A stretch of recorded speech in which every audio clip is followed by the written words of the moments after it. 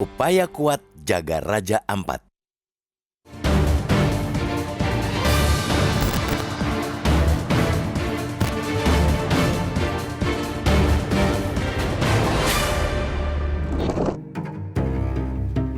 Sudah semestinya negara selalu tunduk dan taat pada konstitusi, utamanya menjaga keselamatan rakyat dan wilayah, serta memastikan hak dasar masyarakat dipenuhi. Tidak ada alasan apapun untuk membenarkan bahwa negara boleh tunduk pada kepentingan yang lain, termasuk kepentingan korporasi dan meminggirkan kepentingan rakyat. Namun ironisnya, justru itulah yang tersaji di Kepulauan Raja Ampat, Papua Barat Daya. Ada kesan bahwa selama ini negara telah kalah oleh kemauan dan kepentingan korporasi. Kesan itu memancar kuat setelah pemerintah menerbitkan sejumlah izin usaha pertambangan atau IUP di wilayah yang sebetulnya merupakan kawasan konservasi tersebut. Tidak tanggung-tanggung, ada 5 perusahaan tambang yang memiliki izin resmi untuk beroperasi di wilayah Raja Ampat. 2 perusahaan memperoleh izin dari pemerintah pusat, yaitu PT Gag Nikel dengan izin operasi produksi sejak 2017 dan PT Anugrah Surya Pratama ASP sejak 2013. 3 perusahaan lainnya memperoleh izin dari pemerintah daerah, yakni PT MRP pada 2013, PT KW Sejahtera Mining pada 2013, dan PT Nurham pada 2025. Hal tersebut semakin menjadi polemik karena aktivitas penambangan di Raja Ampat terjadi di pulau-pulau kecil.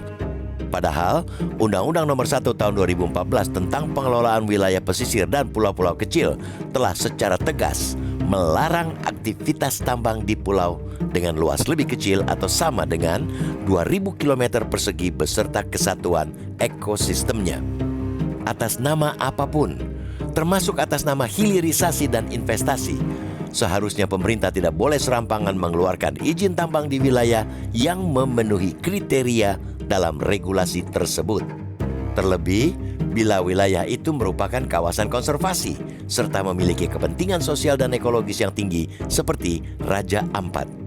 Keindahan alam dan biodiversitas Raja Ampat yang sudah memiliki ikon pariwisata dunia sepatutnya dijaga dan dirawat dengan perspektif pelestarian lingkungan, bukan dengan membukanya lebar-lebar untuk dieksploitasi melalui aktivitas pertambangan. Lagi pula sudah bukan menjadi rahasia lagi, banyak praktek tambang yang abai terhadap regulasi perlindungan lingkungan. Meskipun boleh dibilang cukup terlambat, kita layak mengapresiasi keputusan pemerintah yang akhirnya mencabut 4 IUP di Raja Ampat tersebut.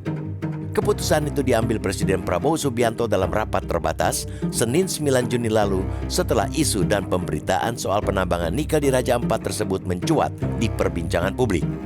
Selain strategi sebagai titik balik penguatan tata kelola sumber daya alam di Indonesia, keputusan penghentian operasi 4 perusahaan tambang itu juga menjadi upaya penting menuju perlindungan ekosistem dan ruang-ruang hidup masyarakat di Raja Ampat.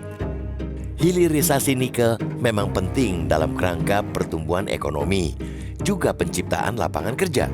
Tetapi, semua pihak juga mesti sadar dan paham bahwa Raja Ampat dan kawasan konservasi lainnya tidak bisa diperlakukan seperti wilayah pertambangan biasa. Kita juga berharap keputusan pemerintah ini bukan sekadar langkah reaktif yang diambil lantaran isu soal penambangan Raja Ampat sedang jadi sorotan publik. Pemerintah kiranya perlu memastikan bahwa ini adalah awal dari langkah besar penyelamatan lingkungan dengan mengedepankan prinsip keadilan ekologis dan perlindungan masyarakat. Pada saat yang sama, kita mesti terus mendorong pemerintah untuk mengevaluasi izin-izin pertambangan lain yang juga berpotensi merusak lingkungan. Selama ini banyak dugaan, terutama dari kalangan aktivis lingkungan, bahwa izin tambang nikel di pulau-pulau kecil di wilayah lain di Indonesia Timur juga menimbulkan kerusakan ekologis dan menepikan masyarakat sekitar. Saat inilah momentumnya bila pemerintah ingin mengubah logika kebijakan yang selama ini cenderung pro-ekonomi menjadi lebih seimbang antara kepentingan ekonomi dan kepentingan ekologis. Sekali lagi, negara tak boleh takluk. Pemerintah harus konsisten bersikap tegas menindak pengusaha yang tidak taat regulasi pelestarian alam.